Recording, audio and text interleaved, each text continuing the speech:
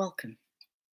Welcome to Sue's University of Life. I'm Sue Gaskell Barlow and I am doing an 8-week set of lives, and they are on invisible conditions, mine being ME and fibromyalgia.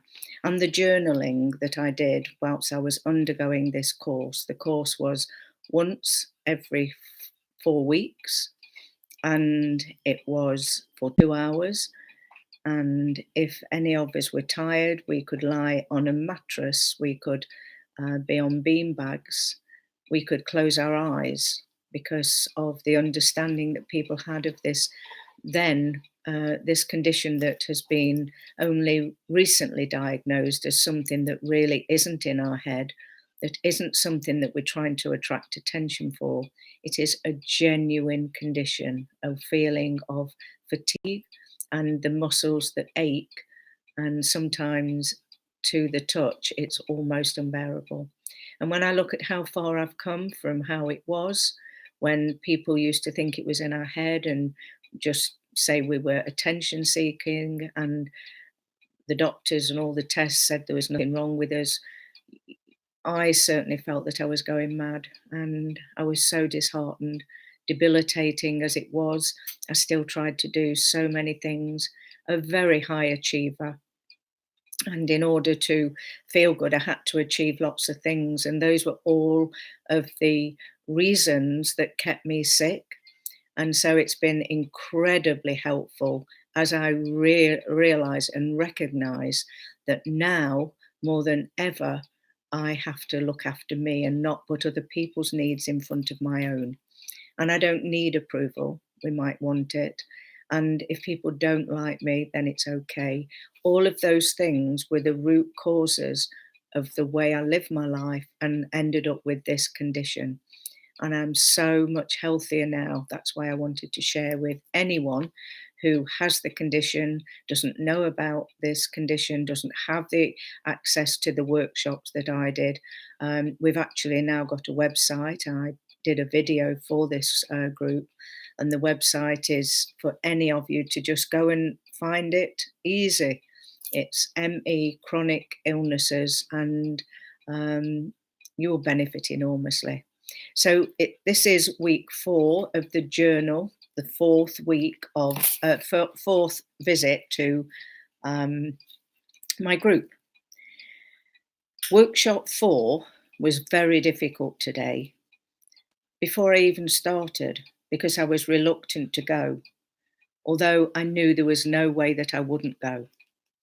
I was tired emotionally, physically, psychologically. I was subdued because someone had accused me of something that just wasn't true. The injustice just cut me like a knife. I knew I would recover. However, it was a trigger I had to find and understand how to deal with. Why did this lady and her disapproval frighten me so? It was a phone call, and I was unprepared for the cold voice at the other end. I had done something of which I still know not what, and so it felt like I was banished. The phone was put down, and it left me shaken. I had to practice my deep breathing, which I showed you in the last session. And then I had to rationalize my reactions. I was calmer, and I realized I did have choices, and I choose to be my own best friend instead of thinking that I'm bad, although that all takes energy and took a lot of working through and left me quite drained. My inner self-talk was supportive, and so I had slept quite well.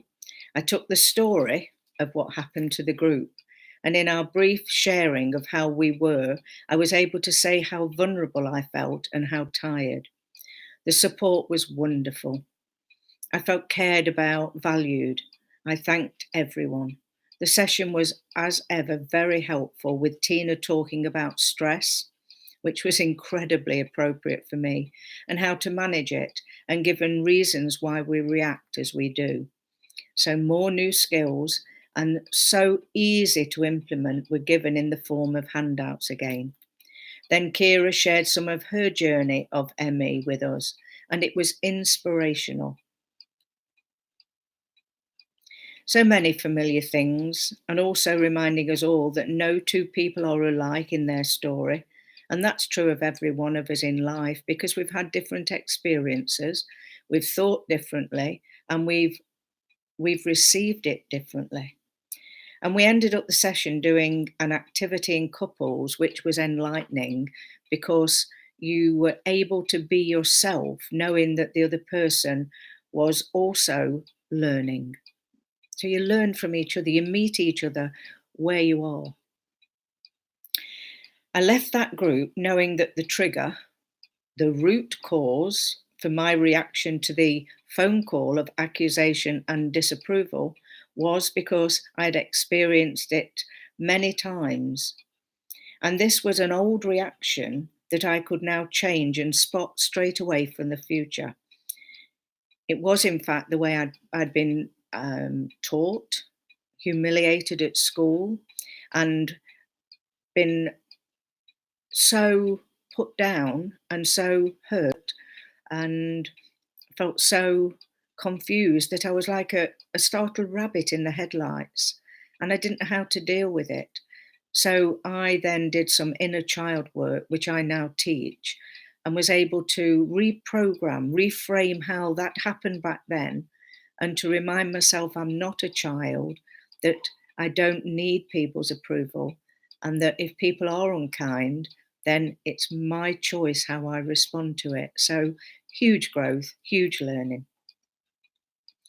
And of course, we can react so differently. And it's simple. We have choices, we have new acquaintances, and be a little bit more careful in the future. I do not need anyone in my life that feels they can judge me without checking things out with me before judging when they hear something from someone else. I don't mind them being in my life. I just know that sometimes some people come into our lives for a season, a day, a brief encounter, or for a lifetime. And we have to let them go with love, not fear, and not judge them because we don't want to be judged ourselves. I feel a huge relief somehow and accept that it's not what's happening in life that is the problem. The problem and therefore the solution are one and the same and simple. Do not react and stay believing in and do not overreact and stay believing in yourself. Save your precious energy for the things that really matter. Thank you again for all I am learning in this wonderful workshop. Sue Gaskell Barlow. And again, I hope that you can pick something from this. I hope that you're journaling. I hope that you're looking at your reaction to people and asking yourself, who am I? How do I feel? Is it a realistic feeling? And so on and so forth. Remember to listen to your body and remember to rest when need be, physically, emotionally, psychologically. And remember also the way you talk to yourself is absolutely vital to your recovery and well-being. And that'll be coming more and more as I go on to session 5 next time. Bye for now. Remember, you matter because you certainly matter to many, many people. Not